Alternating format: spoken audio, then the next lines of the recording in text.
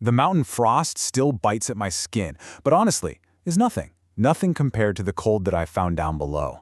I went looking for something real, something beyond all the hollow comforts of the world. This is the story of that descent. You have to understand, this wasn't some journey across a physical landscape. No. I turned my back on all the superficial stuff, the wax fruit and the imitation lamp glow of a life I thought I knew, and I chose to walk willingly into what you could only call the psyche's basement. I picked the uncertainty of my own inner darkness over the false light outside.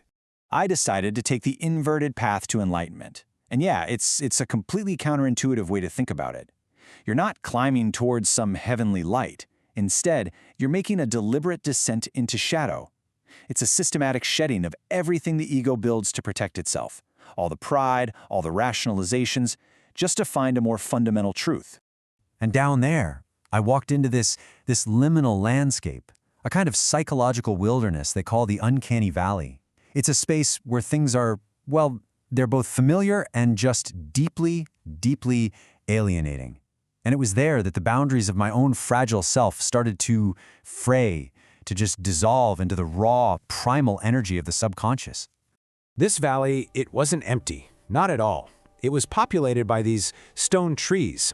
I came to see them as physical manifestations of my own repressed memories and traumas, just frozen solid in time. And it was then I saw that my gilded cage wasn't something society built for me, I built it. It was a mental fortress I'd constructed to imprison what was really inside, the haunted house of my own spirit. And at the very core of this whole underworld, I found it. A subterranean temple carved entirely out of black volcanic glass. This wasn't a place of worship. No, it was a place of cold, industrial, unavoidable truth. Inside that place, everything, and I mean everything, was stripped away. All the societal conditioning, every single conscious defense I'd ever built, it all just fell away. I was left with nothing but the unfiltered id, that primal, instinctual core of the self, before it learns what it's supposed to be or what it's supposed to hide. And it was right there that I felt it most acutely. Unheimly. The uncanny. That chilling feeling of something that's been repressed. Something that should have stayed hidden, suddenly bursting out into the open. And that feeling, it took form.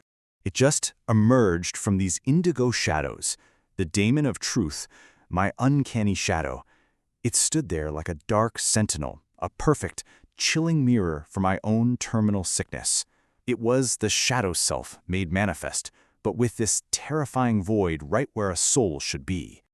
Look, this wasn't some kind of battle. You can't fight your own reflection. It was just a gut-wrenching act of self-recognition, a direct confrontation with my own internal decay, reflected perfectly in that cold, glassy figure. So the shadow, it didn't mirror my face. As you can see here, it mirrored my raw, unfiltered id. Its void eyes just reflected all my repressed memories right back at me, and my pathetic little dagger of will, it was useless against this thing. It was showing me the fundamental error I had lived my entire life by, the lie that I could ever be separate from it. And its voice, my God, it rumbled like shifting tectonic plates. "Behold the theater of the self," it whispered, mocking the rigid morality I'd used as a shield for so long. It wasn't there to destroy me. It was there to force an integration, to challenge me to absorb this shadow of mine rather than just wish it away. And then it presented the final verdict. It wasn't really a punishment, but a test. It gestured toward this hourglass of eternal becoming, and it gave me a terrible ultimate choice. The daemon just sneered, and its question was a challenge to the very value of my existence. Would you relive this psychological underworld, it asked? Every agony, every single trauma, forever? Then it offered an escape, the so-called crimson gift of erasure, a final, clean end to the agonizing tension of my haunted spirit. So the choice couldn't have been clearer, right? A stark binary. On one hand, you have the logic of zero, erasure, the profound peace of non-being, the sovereignty of silence. And on the other, the logic of one, the heavy burden of repetition, the active affirmation of my entire life, and total ownership of every last broken piece. And in that moment, staring right into that void, I finally got Nietzsche's most difficult idea, amor fati, love of one's fate. And it doesn't just mean passively accepting things. It means actively willing your life to be exactly as it is. To truly love my fate, I realized I had to love even this bottomless pit of my own mind. So, I gave my answer. It wasn't a whisper. It was a crescendo, a louder cry in the dark, an active affirmation against the nihilistic, silent peace of the abyss. Yes. That single word, that was a sovereign triumph. It was a conscious choice to take the fire of my own dismantlement and forge it into the fire of becoming. It was the moment I took total, absolute ownership of my unfiltered id. And with my yes, the temple of volcanic glass, the very foundation of that entire underworld, it just cracked under the sheer weight of that affirmation. The logic of one became a light that generates its own source, and the demon's mockery, it was silenced.